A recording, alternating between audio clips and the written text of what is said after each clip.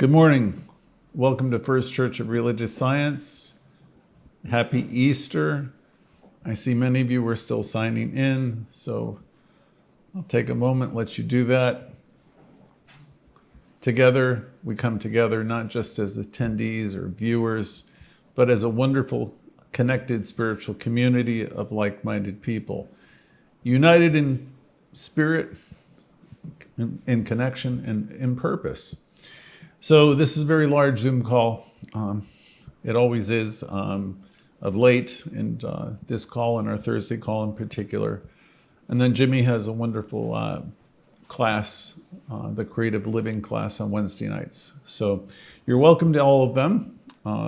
The weekday classes start at 7 p.m. It's the same Zoom link. I do want to make sure I welcome everybody who's here on the Zoom call, as well as I want to say a special hi to everybody who's now watching us on X and Facebook and YouTube. I want to remind everyone that you can watch all of our broadcasts, rebroadcasts on those social media sites. Everyone who tunes in, no matter if it's those of you on Zoom this morning, which I'm saying hello to, or people who are watching us this evening or throughout the weekend and the week, I want to say I want to give you a heartfelt welcome to everybody. We teach in this teaching, it's a metaphysical teaching, a New Thoughts Center, that we are one with the One. We teach that there's one power, one love, one creative intelligence, and they're all part of it. All of us, if you think about it, are interconnected. We will say there's not a spot where God is not. And it's really wonderful to have us all together, this many people. Our community it seems like it's overnight, but it's actually been over a couple of years, 2-3 years. Our community has expanded and expanded to a place where our teaching is touching and helping people now all over the world, which is amazing because we're always good. We would meet in person here in New York City, but our community it was mostly older folks, and a lot of cases they were leaving the area. So this whole post-COVID experience, we had to learn how to grow, and we have. So we're grateful for anything and everything that any of you have done. I know a lot of you have done a lot to help us transform. So today it's Easter again. I'm a bit overwhelmed by the amount of messages we're getting now, and recently my birthday, and just lots of messages of goodwill, lots of support. So welcome to our center. If you haven't joined, or if you're not watching on Zoom and you'd like to receive more information, please send us your name, phone number, whatever, your contact information in the private chat to Jimmy. That's the CSL presence in the chat room, and he'll be sure to put you on our email list where you'll receive, it's usually a weekly email from me. There's lots of spiritual gems in it, usually an affirmative prayer or two, and also invites to any of our classes. So if you'd like to get any of that material, please, again, send a message in the chat to the CSL presence you'll see in the chat, which is Jimmy. Our gatherings are wonderful, and for some of you, they've already been life-changing. One of our favorite students at First Church was Louise, who said in the book, "You Can Heal Your Life," just that. She said, you can make dramatic improvements. You can heal your life in so many ways that you may presently not understand. Our teaching has always been a teaching healing ministry. So Dr. Holmes and Raymond Charles Barker they're all involved in the same teaching. We know that there's power available to us and we can use it. So that's what we'll show you in all of our classes. We'll show you that we're not powerless. We'll show you that we are one with creative intelligence. We're one with the power, and we can use it. And our community provides lessons every single week that offer guidance, and more than that, a reminder of how great you are and the power you have available to use. We've all come a long way in recent years, especially the past 5 years, 6 years, because life has presented us with many challenges that we could never have anticipated, and many, what my father used to say, exciting opportunities, exciting challenges. We're here living the affirmative life. So we look at life in that way. When things happen, we don't automatically go to ain't it awful. We're here to live the affirmative life. So we train ourselves to see and know that there's good happening. As I was told years ago by Dr. Bill, one of my favorite teachers, science of mind teachers, we're here to learn, we're here to stretch, we're here to grow. And I've learned that life is all about change. It's a constant. First Church used to be very concerned for the past 15 years with financial challenges, declining attendance, and the fact that it was an older generation that were showing up physically. The numbers had been dwindling for years, and before me there was Rev Wade, who was very concerned about all of this when I came here in 2017. And I told him I would begin by starting classes, and he told me that people won't come to classes in New York at nighttime. And I thought, how can that be true? So we went round and round. So I started doing classes, and there was some resistance for midweek classes, but eventually it started to grow. And I began doing the Louise classes, which I had been doing for over 30 years. And at that time, Dr. Wade was saying, well, nobody will really come to the classes at night. We've tried that before. And he said, people don't want to donate to churches anymore, and this won't work. And he told me the things that wouldn't work. So that was 2017. And I was absolutely challenged to find new ways to approach this whole idea of spiritual community because we were in the city. The city was changing, is changing, still is changing. And that was before COVID. And I had been studying with a group of ministers, a group of about 12, 15, who were observing the decline of these spiritual communities all over the country. A lot of them had already died out. And so there was a group of us that were reading books like Good to Great, and we were Gary Simmons, and really focused on the needs of the spiritual centers of the future.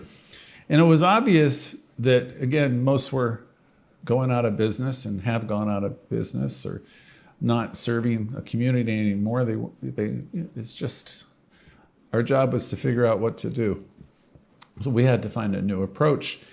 Through several years of attending group meetings and going to different trainings and with this group of people and listening to all of their opinions, we understood that small groups were very important, and having a time where people could interact and share was very important.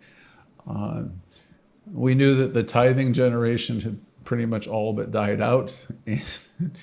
But we also knew that people would support something that they believed in and support a work or a body of work that they believed in.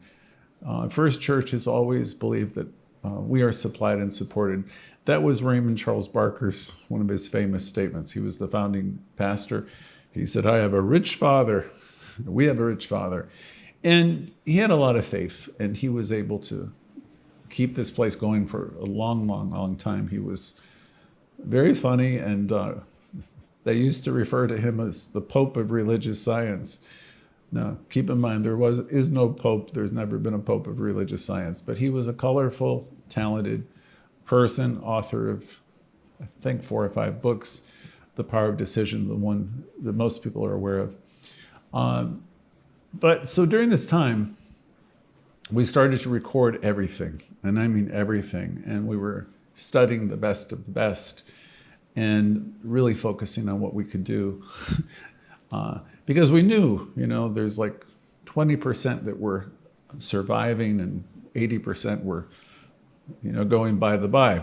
So we began to make changes. We wanted to build a community, and so we had a lot of new priorities. Record, and lots of classes. And we firmly established this before COVID happened, and we didn't know that COVID was ever going to happen. And the rest, of course, is history. We had already invested in the time and the training and purchased a lot of expensive electronics that are all around us so we could get our message out. And the rest is kind of history. We just keep working at it, and sometimes we make mistakes. We try this, we try that. But we've come upon a winning formula, and we know it's working because we hear you, we hear your feedback. We watch how you are practicing the presence, how you're understanding that you're one with the one, you're understanding that you have power available to you. As a group, many of you share your weekly demonstrations, your healings, your history with Louise Hay, her material, which was really, Louise Hay was our great student here. You know, she put the whole movement back on the map. And, you know, she started right here at our church, taking the same kinds of lessons that I would be teaching week by week here. So we're in a new place. We're not as concerned about things that we used to be concerned about. We're now able to meet you from the comfort of your homes or your jobs, or oftentimes you'll have, one of you will be in your car, someone else hopefully is driving, and we'll see you at the beach and every place, and that's really wonderful. Who knew that any of this could ever be? So this wonderful evolution has fostered a unique and profound sense of community, a community of like-minded people who understand the teaching. Each of us are growing in consciousness, and when we come together as we do every week, 3 times a week, we always have a time for personal sharing that's really most wonderful, where we hear from you, we know who's hurting, we know who's having a demonstration, and we can respond more and more as a community, and it's wonderful to see. I listen to the demonstrations. Jimmy gives me a handful of notes that come in from social media, letters. Some of you send checks, you show your love, you show your support. And I mean, what a difference a few years can make. So this has really become a wonderful part of what we do in all of our gatherings, which is the personal sharing. And we get all of your messages, and sometimes it takes a while to get back to everybody, but we do. And I say thank you. And Jimmy is now doing presentations too, and he's getting a lot of loving messages too. So we all appreciate it, and it's good for the entire center, First Church. We don't charge for classes at First Church. We never really did. And we do everything. It's like a love offering. So in every chat or website or social media, you go to the chat section or the social media, there's a place, support or donate. It'd be one of those 2 words, where people can donate anything they want. And everything's appreciated, from $2 to $20 or $200, it doesn't matter. This is what was taught to me when I was much younger. Whenever I'm giving, if I get in the mode of giving, that really is a testament that I know I'm supplied and supported. And as I share it, I'm blessing the organization that I want to support, and I'm blessing myself. Because when I'm all jammed up and I'm trying to hang on to everything, that's not working too well. So Bill Tolliver used to say to me, life loves a giver. So we're never terribly concerned with who gives what or anything like that, or even if they give. We're here to teach prosperity and abundance, and we're here to teach people to trust life. So you're welcome here, regardless of whether someone makes a love offering or not. So that's enough on that. Let's see. All of those options are always posted in the chat. If you look there, Jimmy will have it so that the donation and support options are posted 3 or 4 times throughout any gathering. So again, we're grateful for anything and everything. I want to start this morning with a little poem that I thought would be useful. Again, this is like Easter, it's equinox, it's a Jewish Passover, it's a Christian resurrection. There's a lot going on in this particular holiday. And it's been happening for thousands of years, which you may or may not know.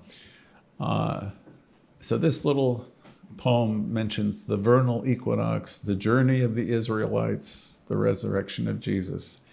And it celebrates themes of renewal, hope, and spiritual enlightenment.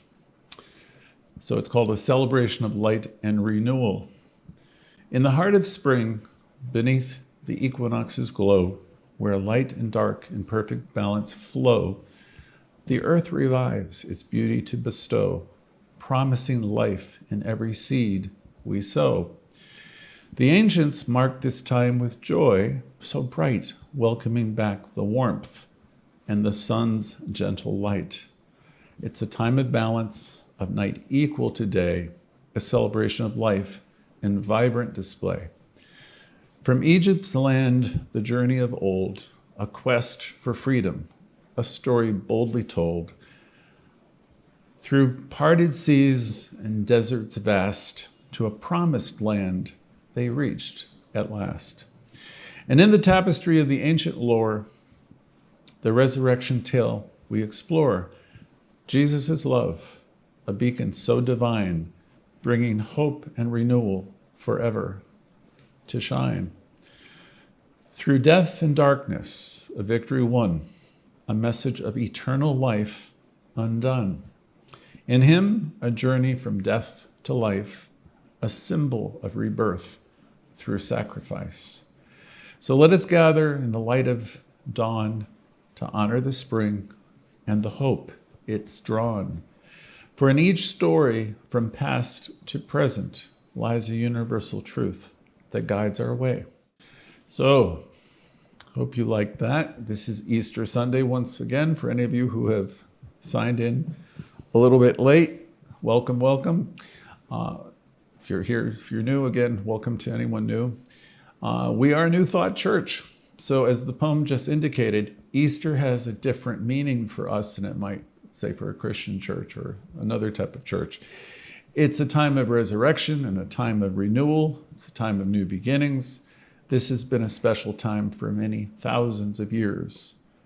It's been celebrated through antiquity and not just in Christian scriptures about the resurrection of Jesus. As we think of this holiday, I want you to understand it's always been a celebration of rebirth and renewal throughout millennia, meaning going back thousands of years. In religious science, we recognize this. It's been a celebration of renewal and always around this time of year. This period of rebirth aligns with very ancient traditions, including the pagan festival of Harte, honoring the goddess of fertility and springtime. Later and over time, Christian communities adopted this timing for their celebration of Easter, symbolizing the ultimate renewal through the resurrection of Jesus Christ. Additionally, the Jewish festival of Passover, which commemorates the liberation of the Israelites from slavery in ancient Egypt, also coincides with this time of year. We acknowledge these celebrations. We recognize the universal theme of renewal and liberation. It's something that we celebrate every week. And we celebrate this renewal and liberation transcending all cultures and religious boundaries. This period of rebirth aligns with the ancient traditions, again, including the pagan festival, honoring the goddess of fertility, the Christian communities that celebrate Easter, again, symbolizing the resurrection of Jesus, and again, the Jewish festival of Passover, which is the liberation. All this coincides. As we come together in this spiritual community, we understand that this celebration isn't just celebrated, it isn't just limited to today, Easter.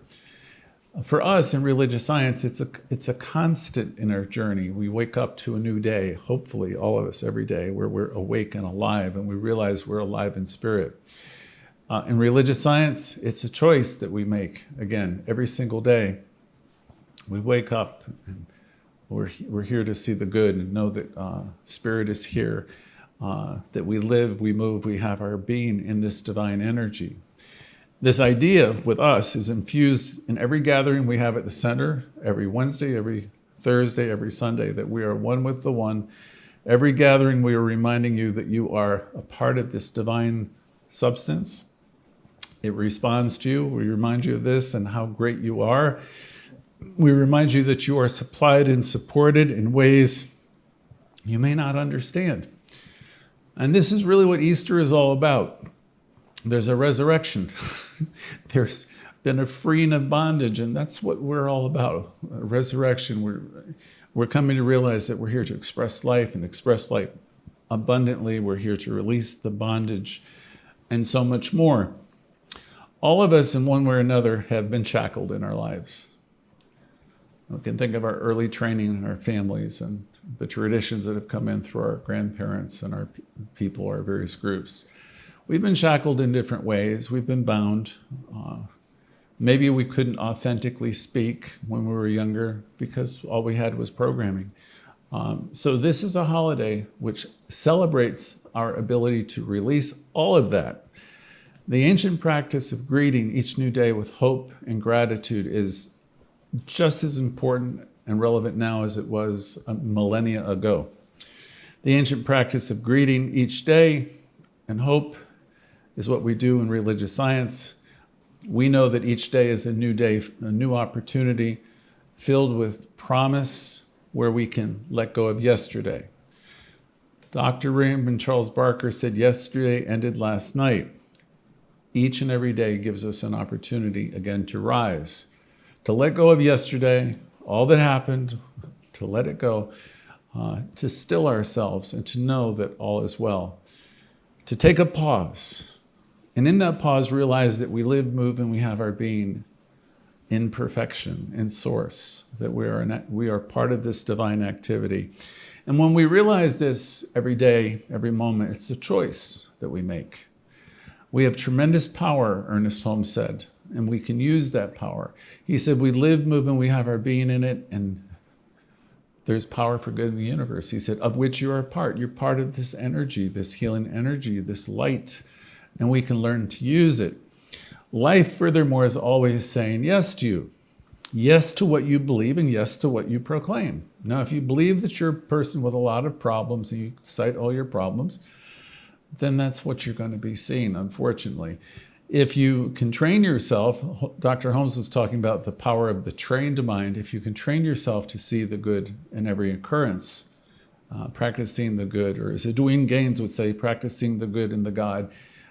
If you can come to understand that you live in this, move in it, have your being in it, and it's all God, your outer reality will take on a different look. Life, we learn in religious science, is always mirroring us. And if you don't like what's going on in your life, you keep practicing this teaching. You keep coming here and let yourself be reminded of how good you are and how life is really stacked in your favor.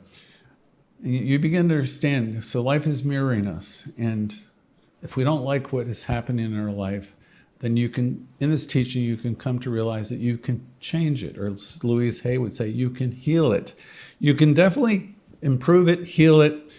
You have a lot of control in your life in ways that most people don't realize. So it's up to us always. It's up to us individually to awaken in our teaching, awaken each day. And this is our subject on this Easter day, to awaken on this Easter day and to understand that this is a new day and it's filled with opportunities, and that we can begin to understand that this is a daily practice, at least it is for us in religious science, and we start to understand that life is unfolding perfectly everywhere. And we in the teaching realize that this power is in us and it's unfolding in us. And we furthermore know that it's unfolding in the world as well. Spirit is alive in every one of us. And I'm going to tell you, it's always attempting to get your attention. Spirit, there's that voice within. There's that part of you that knows always. In In religious science, we attempt to commune with it through affirmative prayer, through our affirmations, and to allow this guidance to come to us. Be still and know that I am God. Be still and know that there is that which is within you that will guide you if you allow it. So we come together and we celebrate who we are as spiritual beings, knowing that we are supplied and supported all the time, knowing that this is a beautiful holiday today, a day of renewal, a day of reminder of renewal. This holiday has been celebrated again for millions of years, at least, well, thousands of years at least, as a time for growth and expansion and new beginnings. When Louise Hay said years ago that we are each 100% responsible for our lives, and what she was trying to have us understand is that we have this awesome power to create peace and harmony. We have personal power to create healing and wholeness and every good thing, because she understood the law of life, the law of mind. She understood that life responds to us endlessly, all the time. So with each and every new day, there's an opportunity for us to start again, to see the good, to see God, to see what's possible, to see what's beautiful in life. It's our responsibility for those of us who are sincere about the practice of the teaching to live the affirmative life. And each of us are here to remember that it's all good in action. It's all spiritual activity that we're always viewing. So we want to release the need to blame it, judge it, or define it. You know, when people are showing up in different kinds of ways, we know everything is divine activity. The whole world is evoluting. We are evoluting ourselves, is the way it was explained to me so many years ago, that we're in the perfect place, perfect time, all the time. So we're all in the right place, and we can release the need to worry. We can trust life. It's exciting to be able to be here in this teaching and have this understanding and witness our own growth and to see it in the world and to see that in other people. If you've lived long enough, you can look to your own life and realize the ways that you have evolved and you've grown, and most likely you're able to see it in other people. You can see the advancement in civilization in so many ways. And that's our focus. So here's an opportunity today for all of us to resurrect on this wonderful Easter Sunday, because we understand that it's all spiritual activity, and we know that it's good and it's spirit in action. So we make a conscious decision to embrace the beauty and the perfection of this beautiful day, this beautiful morning, knowing that we're here with like-minded people, and it's wonderful. Our weekly lessons, in many of the lessons I presented you the idea that whatever you're looking at that you might think is bad or awful, you have the ability to see peace instead of it. You have the ability to see what is good. You can have the ability to know that there is good in action. You can persistently train yourselves to understand that whatever it is that's in front of you, you can practice to know that everything's unfolding in divine order. You can take what we call the mystical approach to life, and you can realize everything is spiritual activity. I've said that about 3 times. Everything is divine. Everything you're looking at is God in action. So let us all affirm today that spirit is all that there is, and everything is in divine order. That's something maybe you could remember as an affirmation. Everything is in divine order, and everything is unfolding perfectly. That would be a great affirmation for anyone. I used to say, this is God in my life when I was younger. And you say, what was God in my life? And everything was God in my life. I would train myself to understand that all circumstances, all happenings were helpful, and everything is God in my life perfectly unfolding. That might help some people, or you might try an affirmation that works better for you of your own. So we want to get to a place where we know that spirit is here and everything is in divine order. I often say it's a presence. It's never an absence. So bring that idea into your being. You might say it's a presence. It's never an absence. It's in me, operating through me. And as you come to these points of realization, you're going to know that there's such creativity, such awesome intelligence and love in this divine unfolding process, that it's all around us, and you've taken the idea that it's within me. It's within me, and that's really something to understand. And as we look back at our own lives, we can see the hand of what I call the divine. I've been through lots of things in my life, and you wonder how you're ever going to get through things. It could be health challenges or other challenges, but you do get through them, and with strength and resilience. Each of us have been through, as I say, a lot of things where we can look back and we can see how things have worked out in the most unexpected ways. Many of us have been through trials and tribulations. Again, as we reflect back, even 5 years or 10 years, we're able to see the wisdom that we have acquired and the divine unfolding. I want to share a piece of wisdom that's been with me now for over 40 years.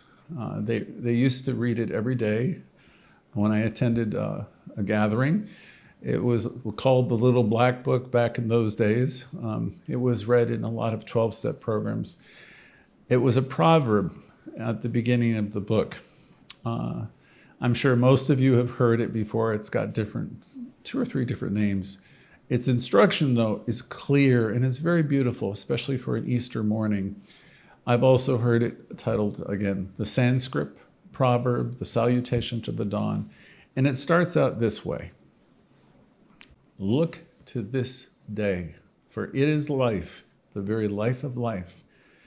In its brief course lies all, the verities and the realities of your existence, the bliss of growth, the glory of action, the splendor of beauty.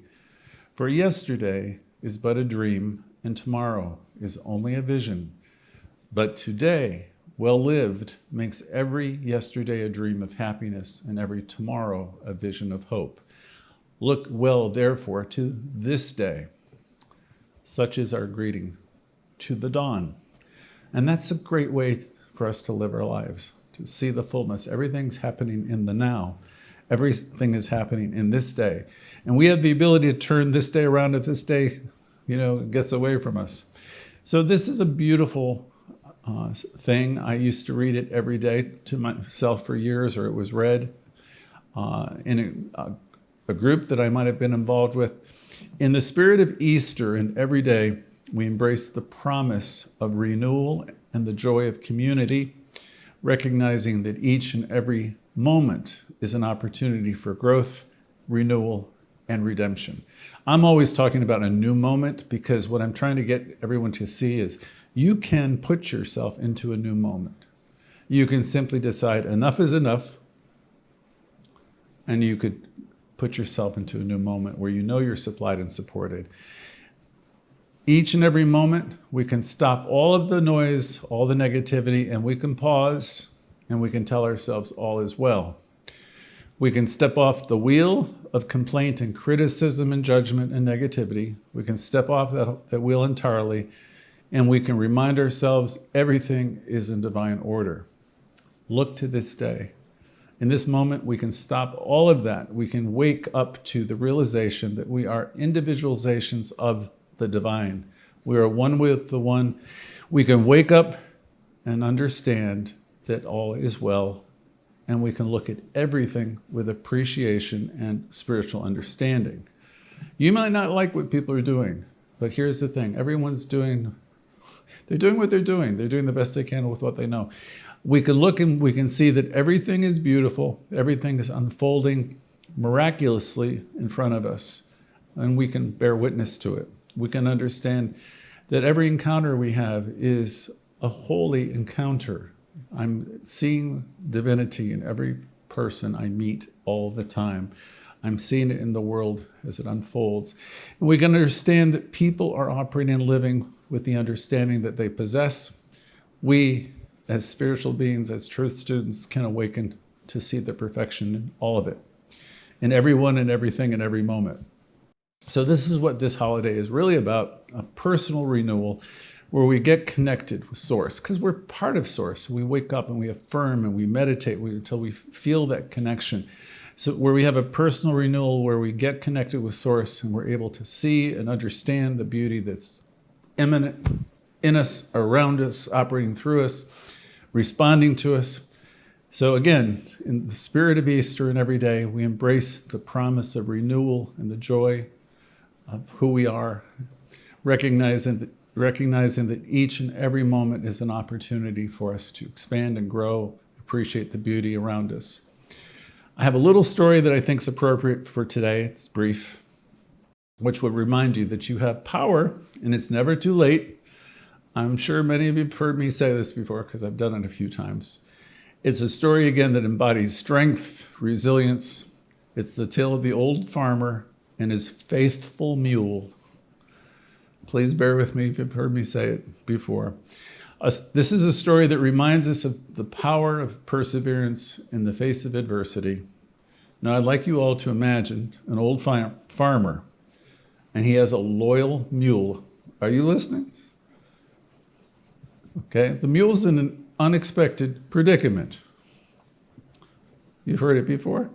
Some of you have. The mule, very faithful but aged, finds itself in the farmer's well. The farmer, completely upset and distraught and uncertain how to rescue his loyal, beloved animal, contemplates the situation with a heavy, heavy heart. The mule is way down in the well, and he seeks help from his neighbors. And the general consensus from his neighbors leans towards the grim decision to fill the well, bury the well with dirt, to end the mule's suffering. So each of them would take a shovel full of dirt and soil and throw it into the well. But amidst the despair, the mule is being buried with shovel after shovel, which with each shovel of dirt that falls down upon him, instead of succumbing to defeat and despair, the mule shakes it off and he takes a step up. He shakes off the dirt and he takes a step upward. This went on for hours and hours. The mule was crying and praying and extremely upset with the weight of all the dirt falling down on top of him and the darkness that was coming. Mules are known to be very stubborn creatures, and this one was no exception. The mule persisted, relentlessly shaking off the burden and the dirt, and each time stepping up and shaking himself off with every bit of energy he had. Hour after hour he persevered, shaking off the dirt, refusing to let adversity bury him. And as the day drew to a close, something almost miraculous happened. This old mule, exhausted, hurting, but still undeterred, emerges triumphantly, stepping out of the well. Having turned in what was meant to be his demise, his end, into a testament of resilience. This story resonates deeply in our journey through life.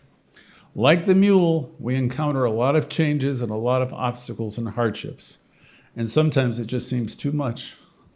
They're overwhelming at times. But it is in these moments of adversity that we have an opportunity. We have an opportunity in these moments to rise above, to shake it off, to shake off the burdens that weigh us down, and to take bold steps forward. Easter reminds us that even in our darkest hours, there's hope for renewal and transformation. Just as the mule emerged from the depths of the well, so too can we emerge from our trials with newfound strength and resilience. Let us face our challenges with unwavering faith, knowing that within us lie potential for growth and many blessings. Let us remember the words of Louise. I trust in the process of life. Most of us who are participating in this teaching face life with courage and conviction. And because of this practice, we emerge from the depths with a renewed sense of purpose and faith. So, if any of you in our gathering today are facing any challenges or something that's really tough, I'd like you to imagine yourself stepping up and stepping out of it, letting go of worry about it. Say to yourself, I am supplied and supported. I can do all things, trusting the Spirit within me. Again, I am supplied and supported. I can do all things, trusting the Spirit within me. Yesterday marked the beginning of spring, and it's time for some successful living for all of us. I'm here to remind you of that. It's time for some some successful living. Borrowing from Barker. Time again to start trusting more and stepping up more and stepping out more. Ernest Holmes himself describes success in the textbook as having a favorable ending of anything we have attempted. Well, if you look at life that way, each of us have had a lot of success. I know people out there in the world are programmed largely to see what's wrong, what's missing, what's wrong with themselves, what's wrong with the world. Just turn on the news and you'll see all of that. From a religious science viewpoint, that's bad programming. So let's go with Ernest Holmes, who said, "Our lifetime has been built upon so many favorable successes. It might help to remember that you are a great success.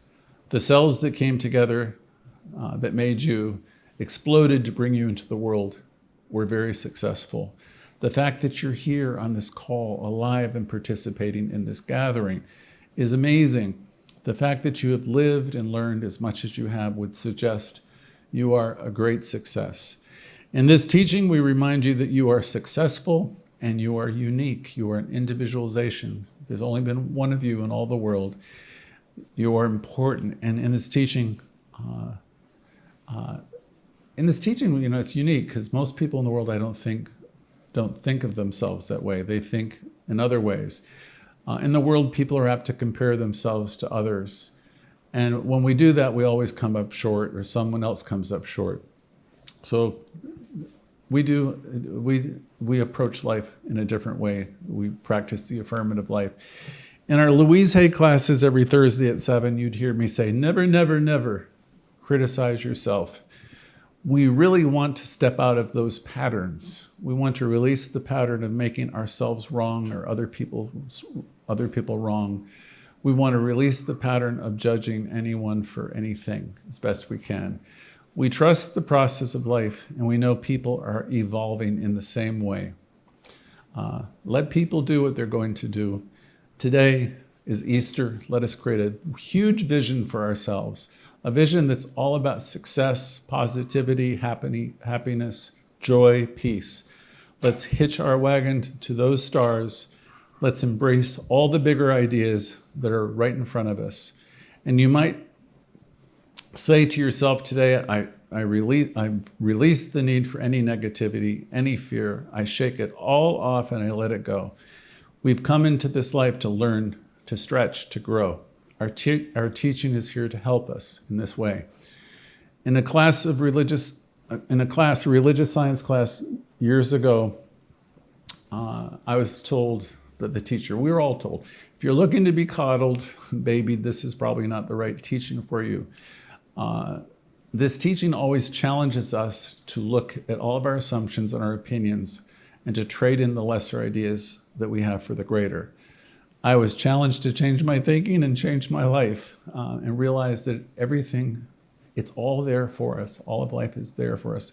And we're here to expand, to grow, and to express ourselves. So here's a question for our group. What could you start doing today? You might talk about this in the chat. What could you start doing today to see yourself move forward and shake off some of these old things, negativity? Is there something that comes to mind? What could you do to, like the old meal, step up and shake it off and start again? Maybe there's some people you want to forgive. Maybe there's something you want to do. What could you do to empower yourself a little more today?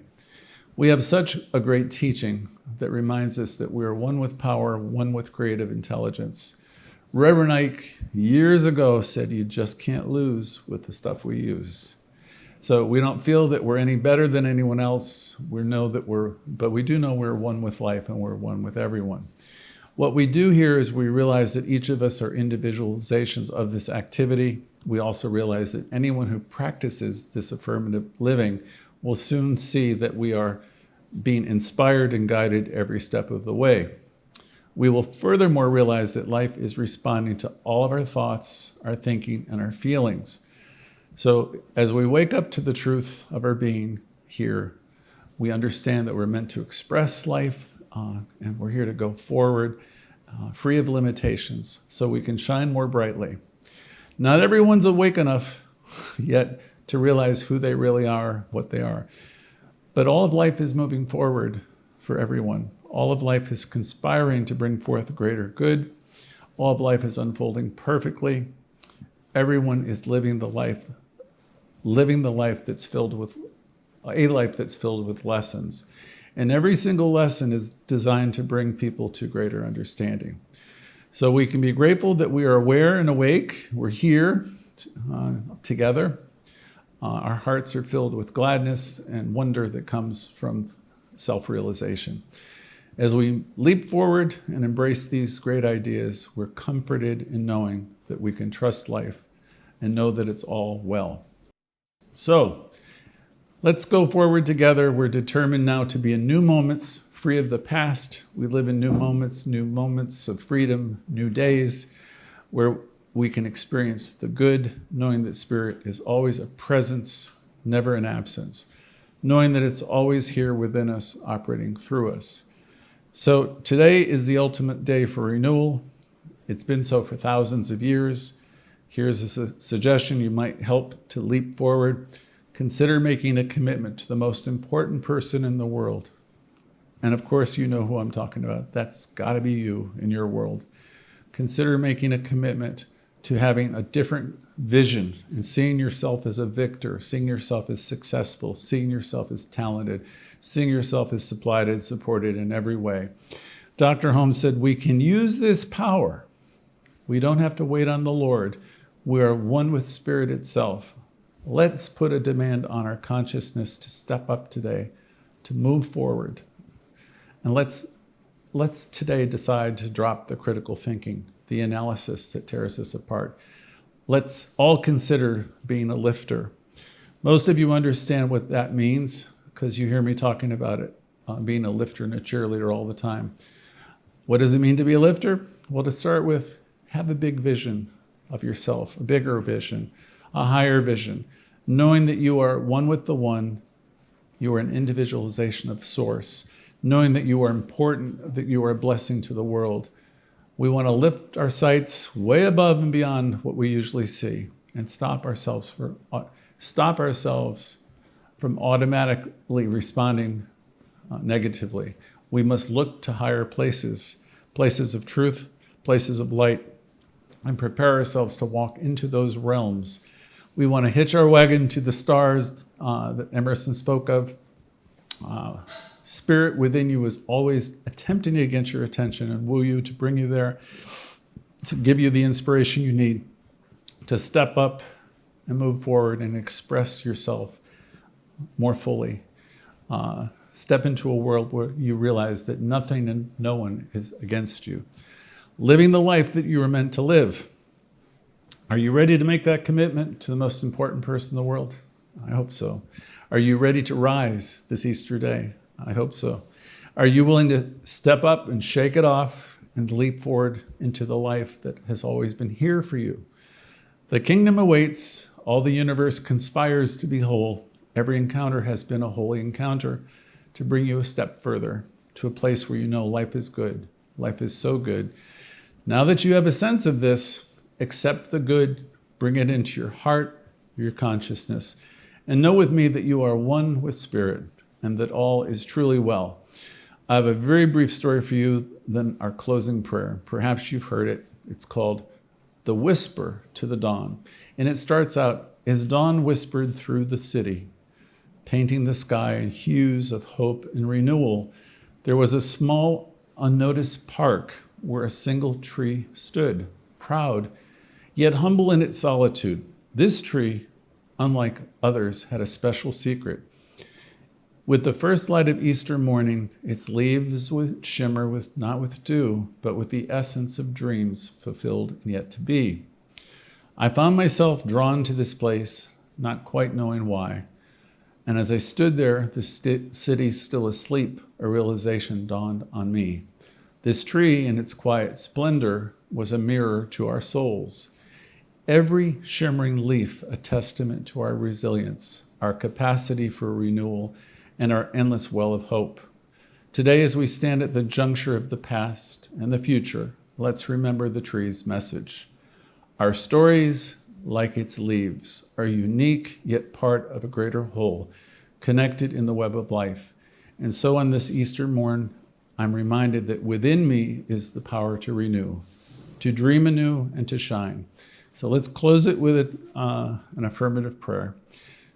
I recognize that there is one source, one universal spirit of all creation pulsating through the universe, through me and through every single one of you.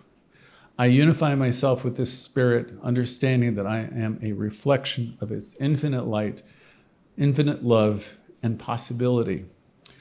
I declare now my heart's desire, knowing that my words are seeds planted in soil, the fertile soil of spirit, ready to grow and flourish. I give thanks for this moment, for each of you, for the love that surrounds me, and the infinite possibilities that await. My gratitude is as boundless as the universe itself. I release my word into the law, into the flow of the universe, trusting that all I have affirmed will manifest in perfect timing and form. And so it is for this morning. Now we're going to turn the cameras over to all of you. I'd love to hear your good news. I love listening to your demonstrations, your manifestations, your stories of renewal, and how the teaching is working. So we're going to turn it over to you now. Happy Easter.